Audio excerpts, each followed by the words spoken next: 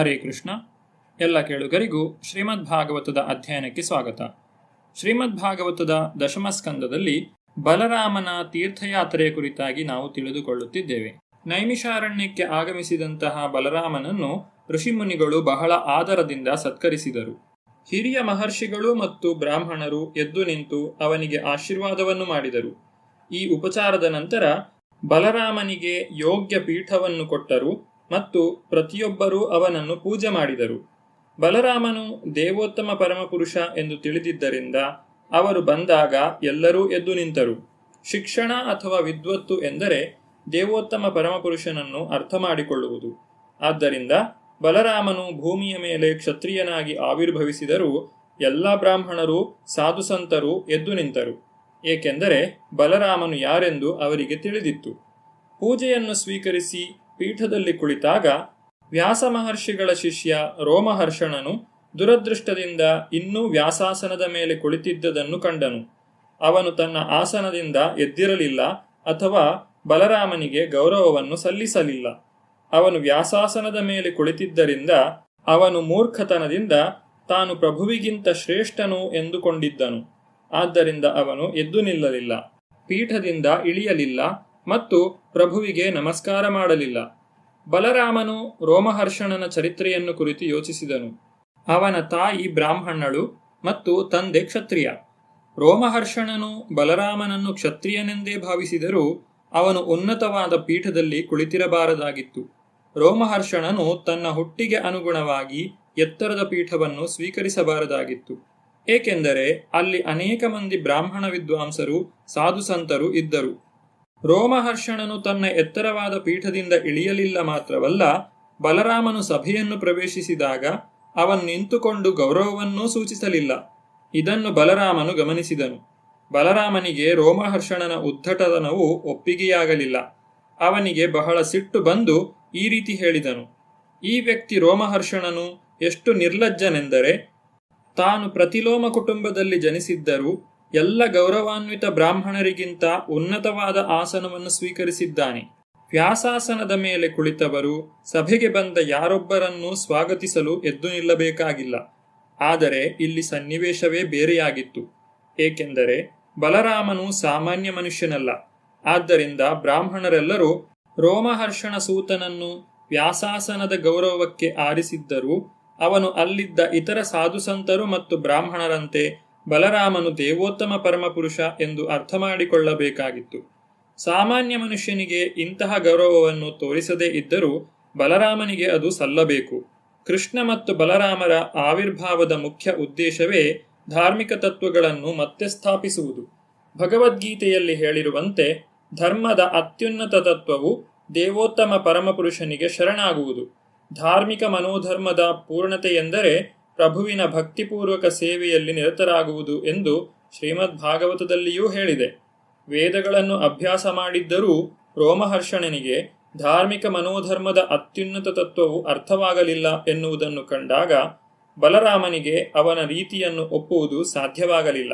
ರೋಮಹರ್ಷಣನಿಗೆ ಪರಿಪೂರ್ಣ ಬ್ರಾಹ್ಮಣನಾಗುವ ಅವಕಾಶವು ಲಭ್ಯವಿತ್ತು. ಆದರೆ ದೇವೋತ್ತಮ ಪರಮಪುರುಷನ ವಿಷಯದಲ್ಲಿ ಅವನ ತಪ್ಪು ನಡತೆಯು ಈ ಅವಕಾಶವನ್ನು ತಪ್ಪಿಸಿತ್ತು. ರೋಮಹರ್ಷಣನಿಗೆ ಬ್ರಾಹ್ಮಣ ಸ್ಥಾನವನ್ನು ಕೊಡಲಾಗಿತ್ತು. ಯಾವ ಮನುಷ್ಯನಿಗೇ ಆಗಲಿ ಬ್ರಾಹ್ಮಣನಾಗುವ ಅವಕಾಶವನ್ನು ನೀಡಬಹುದು.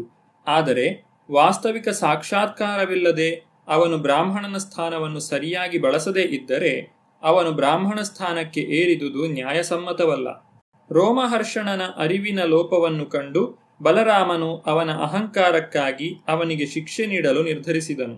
ಬಲರಾಮನು ಈ ಮನುಷ್ಯನು ವ್ಯಾಸರ ಶಿಷ್ಯನಾಗಿದ್ದು ಆ ಮಹಾನುಭಾವರಿಂದ ವೈದಿಕ ಸಾಹಿತ್ಯವನ್ನೆಲ್ಲ ಅಭ್ಯಾಸ ಮಾಡಿದ್ದರೂ ದೇವೋತ್ತಮ ಪರಮಪುರುಷನ ಸನ್ನಿಧಿಯಲ್ಲಿ ಇವನು ನಮ್ರನಾಗಿರಲಿಲ್ಲ. ಆದ್ದರಿಂದ ಇವನಿಗೆ ಮರಣದಂಡನೆಯನ್ನು ನೀಡುವುದು ನ್ಯಾಯವಾಗಿದೆ ಎಂದು ಯೋಚಿಸಿದನು. ಭಗವದ್ಗೀತೆಯಲ್ಲಿ ಹೇಳಿರುವಂತೆ ಬ್ರಾಹ್ಮಣನಾಗಿ ವಿದ್ವಾಂಸನಾದವನು ಸಹಜವಾಗಿಯೇ ಮೃದು ಸ್ವಭಾವದವನಾಗಿರಬೇಕು. ರೋಮಹರ್ಷಣನು ದೊಡ್ಡ ವಿದ್ವಾಂಸನಾಗಿದ್ದು ಅವನಿಗೆ ಬ್ರಾಹ್ಮಣನಾಗುವ ಅವಕಾಶವಿತ್ತು. ಆದರೂ ಅವನ ಸ್ವಭಾವ ಮೃದುವಾಗಿರಲಿಲ್ಲ. ಭೌತಿಕ ಐಶ್ವರ್ಯದಿಂದ ಮನುಷ್ಯನು ಅಹಂಕಾರಿಯಾದರೆ ಅವನು ಯೋಗ್ಯವಾದಂತಹ ನಡತೆಯನ್ನು ಕಲಿಯಲಾರ ಎಂದು ಇದರಿಂದ ನಾವು ತಿಳಿಯಬಹುದು. ಇಂತಹ ಮನುಷ್ಯನ ವಿದ್ವತ್ತು ಸರ್ಪದ ಹೆಡೆಯಲ್ಲಿರುವಂತಹ ರತ್ನದಂತೆ. ಹೆಡೆಯಲ್ಲಿ ರತ್ನವಿದ್ದರೂ ಸರ್ಪವು ಸರ್ಪವೇ. ಸಾಮಾನ್ಯ ಸರ್ಪದಷ್ಟೇ ಅದೂ ಕೂಡ ಅಪಾಯಕರ. ಮನುಷ್ಯನು ಸೌಮ್ಯನೂ ವಿನಮ್ರನೂ ಆಗದೇ ಇದ್ದರೆ ಅವನು ಮಾಡಿದ ವೇದಗಳ ಮತ್ತು ಪುರಾಣಗಳ ಅಧ್ಯಯನ ಮತ್ತು ಶಾಸ್ತ್ರಗಳಲ್ಲಿ ಅವನ ವಿಶಾಲವಾದ ತಿಳುವಳಿಕೆ ಇವೆಲ್ಲವೂ ಹೊರ ಉಡುಪಾಗುತ್ತದೆ. ರಂಗಭೂಮಿಯ ಮೇಲೆ ಕುಣಿಯುವ ಕಲಾವಿದನ ವೇಷಭೂಷಣಗಳಂತಾಗುತ್ತವೆ. ಬಲರಾಮನು ಹೀಗೆ ಯೋಚಿಸಿದನು. ಅಂತರಂಗದಲ್ಲಿ ಅಶುದ್ಧರಾಗಿದ್ದು ಬಹಿರಂಗವಾಗಿ ದೊಡ್ಡ ವಿದ್ವಾಂಸರು ಮತ್ತು ಧರ್ಮಿಷ್ಠರು ಎಂದು ತೋರಿಸಿಕೊಳ್ಳುವ ವಂಚಕರಿಗೆ ಶಿಕ್ಷೆ ಕೊಡಲೆಂದೇ ನಾನು ಆವಿರ್ಭವಿಸಿದ್ದೇನೆ. ಅವರು ಇನ್ನಷ್ಟು ಪಾಪ ಮಾಡದಂತೆ ಅವರನ್ನು ಕೊಲ್ಲುವುದು ಯೋಗ್ಯವಾಗಿದೆ. ಬಲರಾಮನು ಕುರುಕ್ಷೇತ್ರ ಯುದ್ಧದಲ್ಲಿ ಭಾಗವಹಿಸುವುದನ್ನು ನಿವಾರಿಸಿಕೊಂಡನು. ಆದರೆ ಅವನ ಸ್ಥಾನದಿಂದ ಧಾರ್ಮಿಕ ತತ್ವಗಳ ಪುನಃಸ್ಥಾಪನೆಯು ಅವನ ಮುಖ್ಯ ಕರ್ತವ್ಯವಾಯಿತು.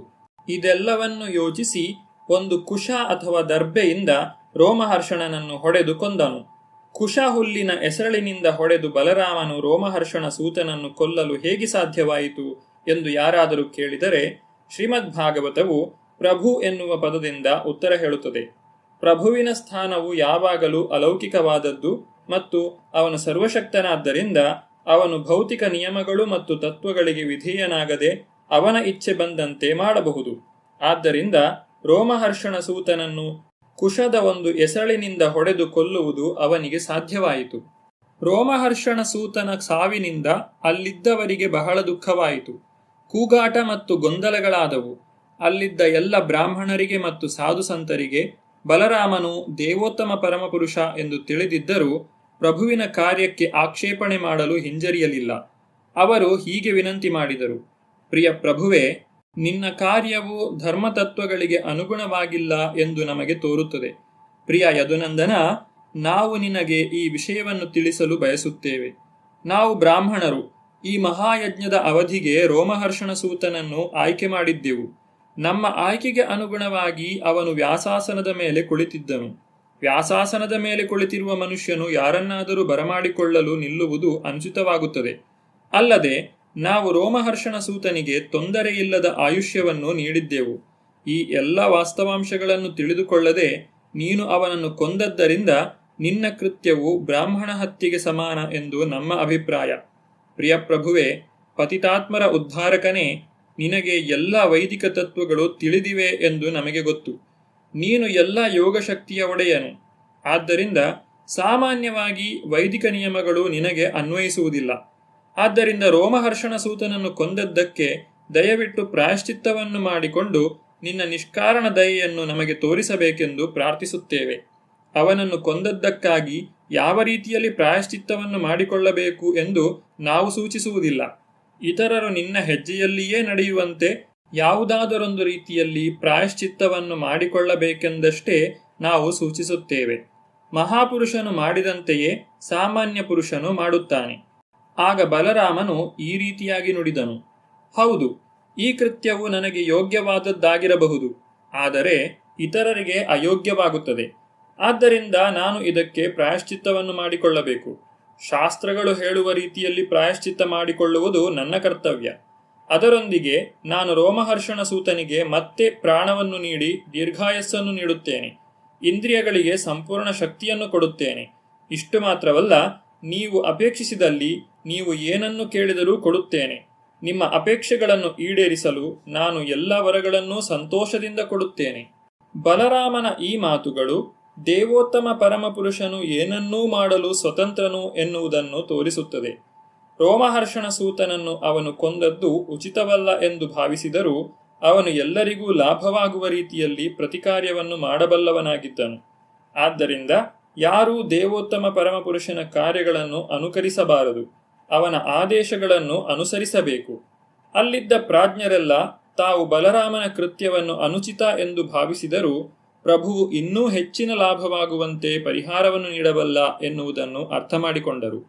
ಪ್ರಭುವು ರೋಮಹರ್ಷಣ ಸೂತನನ್ನು ಕೊಂದ ಮಹತ್ಕಾರ್ಯದ ಯಶಸ್ಸನ್ನು ಕುಂದಿಸದಿರುವಂತೆ ಅವರು ಈ ರೀತಿ ಪ್ರಾರ್ಥನೆ ಮಾಡಿದರು: ಪ್ರಿಯ ಪ್ರಭುವೇ, ರೋಮಹರ್ಷಣ ಸೂತನನ್ನು ಕೊಲ್ಲಲು ನೀನು ಕುಶದ ಆಯುಧವನ್ನು ಅಸಾಧಾರಣವಾಗಿ ಬಳಸಿದ್ದು ಹಾಗೆಯೇ ಇರಲಿ. ಅವನನ್ನು ಕೊಲ್ಲಬೇಕೆಂದು ನೀನು ಉದ್ದೇಶಿಸಿದ್ದರಿಂದ ಅವನಿಗೆ ಮತ್ತೆ ಪ್ರಾಣವನ್ನು ಕೊಡಬಾರದು. ಹಾಗೆಯೇ ಸಾಧುಸಂತರೂ ಬ್ರಾಹ್ಮಣರೂ ಆದ ನಾವು ಸ್ವಪ್ರೇರಣೆಯಿಂದ ಅವನಿಗೆ ದೀರ್ಘಾಯಸ್ಸನ್ನು ನೀಡಿದೆವು. ಇಂತಹ ವರವು ನಿರರ್ಥಕವಾಗಬಾರದು. ಹೀಗೆ ಸಭೆಯಲ್ಲಿದ್ದ ಬ್ರಾಹ್ಮಣ ವಿದ್ವಾಂಸರ ಪ್ರಾರ್ಥನೆಯು ಸಂದಿಗ್ಧವಾಯಿತು. ಮಹಾಯಾಗದ ಅಂತ್ಯದವರೆಗೆ ರೋಮಹರ್ಷಣನು ಬದುಕಿರುವನೆಂದು ತಾವು ಕೊಟ್ಟ ವರವನ್ನು ಉಳಿಸಿಕೊಳ್ಳಲು ಅವರು ಬಯಸಿದರು. ಆದರೆ ಬಲರಾಮನು ಅವನನ್ನು ಕೊಂದದ್ದನ್ನು ನಿರರ್ಥಕಗೊಳಿಸಲು ಅಪೇಕ್ಷಿಸಲಿಲ್ಲ. ಈ ಸಂದಿಗ್ಧವಾದಂತಹ ಪರಿಸ್ಥಿತಿಯನ್ನು ಬಲರಾಮನು ಹೇಗೆ ನಿಭಾಯಿಸಿದನು ಎಂಬುದನ್ನು ನಾವು ಮುಂದಿನ ಸಂಚಿಕೆಯಲ್ಲಿ ನೋಡೋಣ. ಧನ್ಯವಾದಗಳು. ಹರೇ ಕೃಷ್ಣ.